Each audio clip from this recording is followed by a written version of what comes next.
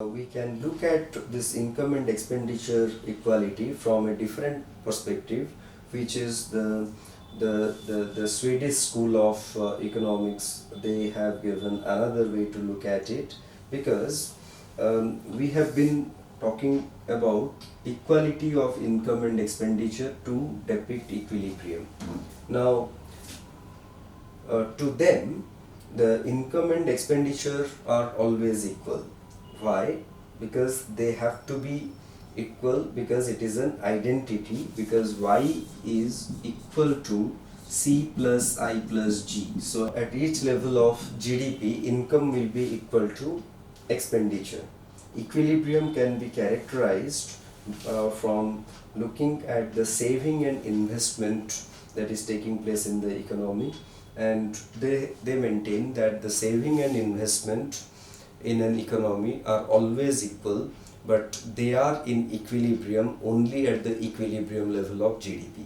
And to elaborate their point, we need to distinguish between two concepts, which is one is ex-ante and another is ex-post. Ex-ante means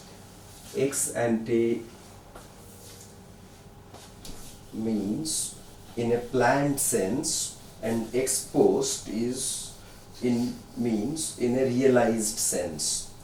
Let me elaborate a bit. Now, what we are saying is saving and investment.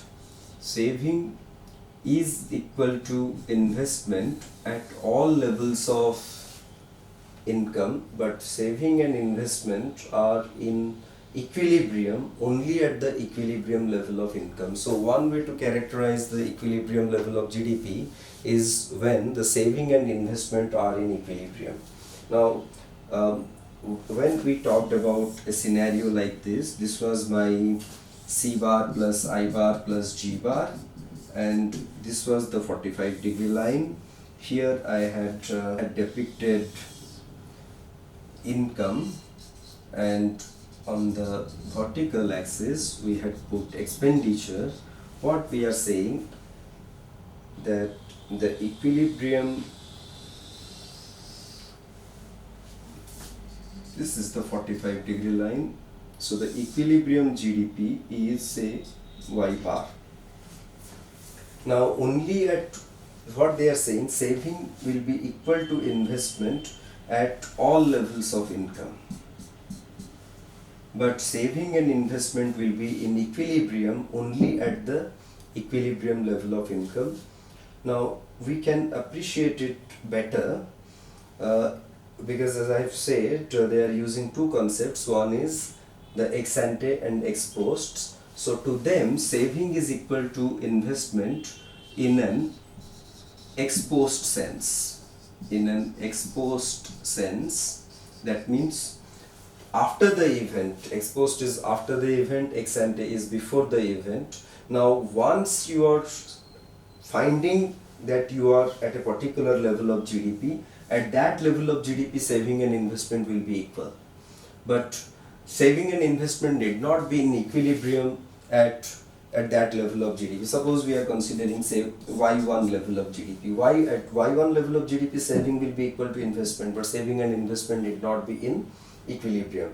How come that when we have said that Y1 is not a equilibrium level of income, only Y bar is the equilibrium level of income, but we are saying, notwithstanding the fact that Y1 is not a equilibrium point, we will still find saving is equal to investment. Let us explain, let us see how. See, here what we were finding at Y1, the income that is generated is only how much? Say MY1, and the expenditure that is incurred is PY1. So expenditure we are finding is greater than income. Okay. Now in this scenario, how saving will be equal to investment? Now if you see, if expenditure is more than income, that means people are spending more than what is the goods and services that is produced. That will and we have said that that is leading to what? A depletion of inventory from its normal levels. So there is unwanted inventory depletion. Now we know that inventory is a part of what? Investment. Okay. Now because inventory is a part of investment, suppose I had at Y bar saving was S1 and investment was I1, and I was saying S1 is equal to I1. Now at Y1 what we are getting, or let us let us keep this. Suppose at Y star income level, a saving was S star and which was equal to investment is equal to I star. Okay. Well, now when we are talking about Y1 level of income, here we know that we can see that Y1 is less than Y bar. So suppose my saving is S1 and investment is Y1 corresponding to Y1 level of GDP. Now because Y1 is less than Y bar, we know savings are a function of what? Income. Now because saving is a function of income, as my income increases, I would have ability to save more, and in that sense when the income level is less, my S1 will be less than S star. Okay, because this corresponds to S1 corresponds to a lower level of income. Now if we talk about I1, will I1 be also less than I star? And whether that I1 will be equal to S1, let us see. Now what is happening? We are finding that there is unwanted inventory depletion, and because inventory is a part of investment, to that extent the decline in inventory is also amounting to a drop in investment. So in that sense I can say my I1 will be also less than I star.